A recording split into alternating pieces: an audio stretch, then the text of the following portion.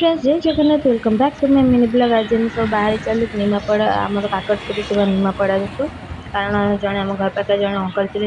death कर एकादशी कम आम डाकी गाँव में कर से आम जाऊे ना बाटे आम बाट गला बेले आम कोणार्क देकी जीव जेहतु कोणार्क गला बाटे मंदिर टाइम देखा जो कैमेरा काढ़ा गला बेलू मंदिर गाड़ी बुलीगला मंदिर देखागलानी गच पचड़ लुचि जाइए देखागलानी से गाँ पाखा पहुँची गलु गाँ पाखे पहुँचला देखला धान गुड़ा सब लगा सब केंडा हो गला धान तो देखिए कि दृश्यटा भल लगा गाड़ी टे रखिदे देखुलु केमती देखा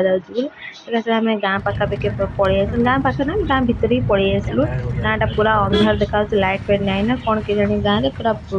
अंधार ही देखा पूरा चारिड़े देखला बेलू अंधार अंधार जहाँ गाड़ी लाइट आम धीरे धीरे जाऊँ आम पहुँची गलु घरे ये फोटो लगाई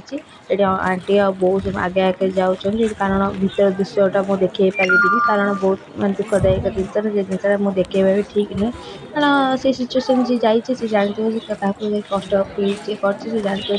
कष्टा कौन तो आम देखेबाटा ठीक नुह तो से मुझे भिडटा को स्किप कर देती भितरटा को